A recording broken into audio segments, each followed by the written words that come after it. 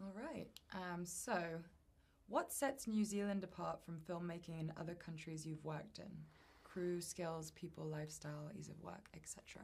New Zealand is a terrific place to make films because of, first of all, because of weather, because of the amazing place that Peter Jackson has created there. It's you feel very much that it is. I don't know if it's a cottage industry there, although that sounds a little pejorative. I don't mean it that way. It's just so local. Everything there is so available, and so it seems somehow more scaled, kind of much more to humans than uh, various places can be. I remember back in the old days, you go on the Universal lot, and the first thing you do is get lost. New Zealand is it's a great place. I'll always obviously associate it with the Lord of the Rings films, which meant so much, I think, to filmmaking. And in some ways, it was the Lord of the Rings that ushered Avatar, the possibilities of Avatar, because of the work that Andy Serkis did as Gollum. So I'll always associate it with that, and it's a beautiful environment over there. You're far away. You have nothing to do except make the movie, you know, and yeah. Can you describe what it's like working in New Zealand and working with the New Zealand crew? Uh-huh. Yeah.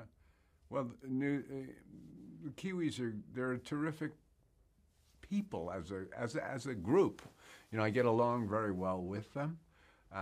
They're proud. They're competent. They're diligent. They show up on time. They get the work done. They're very proud of their own industry there as well, and of their heritage too. And so you get there. There's a lot of respect. You need to respect them, and they respect you right back.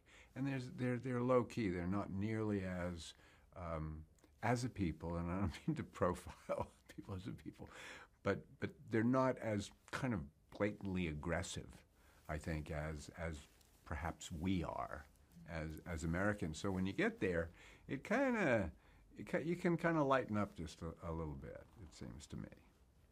Great. Okay, so at what point did you and Jim first discuss the idea of your returning to play an important role in The Way of Water and the subsequent Avatar sequels, and were you surprised to be back from the dead? I was alerted to the fact that my character would be coming back as early as 2007, even while we were making the original Avatar.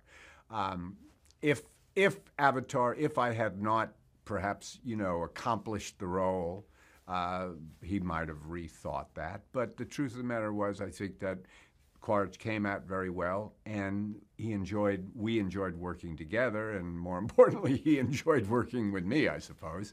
And so I was asked to return, and I think the main thing is that he really liked the character. He liked where the character had been and where the character could go. And I remember having a terrific dinner with him in probably 2010, where he started to kind of outlay the foundations of where the character might go, the fact that he would be undergoing a change, obviously, but he would still be very much, and Jim was always adamant about this, he's not going to be, he's not going to become a tree hugger, this guy. He's still going to be, fundamentally Quaritch, because that's who we love to hate, or whatever, So, and then the evolution of the role, it happened through the writing, and then as it was written, then through the acting of it, and through the kind of the back and forth on the set, where we would, I think, constantly tweak and massage and change things that made sense and advanced the cause of both the story and the character. How is this iteration of Quaritch different from the man we met in Avatar?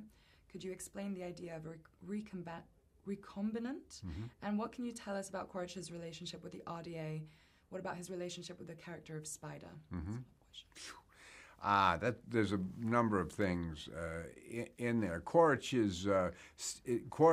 the new Quaritch, the reconstituted Quaritch, or not resurrected, he's really reconstituted. It is a new Quaritch, but there's a lot of the old Quaritch in him. There's still got the fire, he's still got the aggression, he's still got the singular vision that Quaritch had. But that has now been, I wouldn't say leavened, but it's combined in a way with this, with the way of Eywa, with the way of water, with Pandora has gotten into his bloodstream.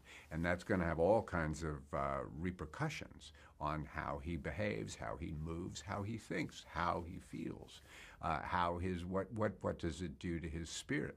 So those are all issues that I'm not going to answer because the answers are in the movie, some of them, and they're questions that will continue to be asked and answered as this saga, continues to progress. I think that his relationship with RDA is interesting. I think it's pretty cut and dried, in fact. I think that he was a contract player, as it were, for RDA. There came a time when he was mustered out of the military. He goes into kind of private practice, as it were, and his skill set is something that RDA can use. And so he's hired for a price, and he does his job. And he does his job really, really well until he doesn't. But they've got an investment in him, and they consider him, they do the math, RDA. And he knows that. He knows they don't care about him. He doesn't care about them. It's a deal. But as the saga progresses, I think his relationship to RDA becomes more problematic, frankly. Yeah. And his relationship with Spider, I won't say too much about that at this point, other than there's a history there, and that it's something that he does not see coming at all. And it's something that I think affects him in ways that he would prefer not to be affected until he maybe kind of, gives into it at some point. Yeah, it's so much easier not to feel. Yeah. In what way does Quaritch's return pose a real threat to Jake Sully and his family? And what is the dynamic between those two characters? Well, it poses this threat. Quaritch is going to destroy Jake Sully and his family. That's the threat in a nutshell. And the relationship between he and Jake is bad. It's Quaritch gave Jake every opportunity. He made it possible for Jake to redefine his purpose in life, to find a purpose in life when Jake had none.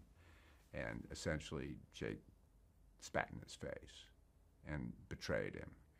And that's unforgivable to Quaritch.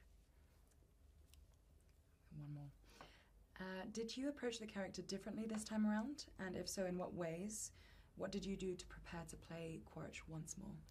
There's always the physical preparation is always to me, it's a go-to thing with Quaritch, because he's nothing if not Strack. He keeps himself the way he wants to he keeps himself the way he wants to be seen, which is in shape to lead, because he's always going to be leading from the front. Quaritch likes to be visible.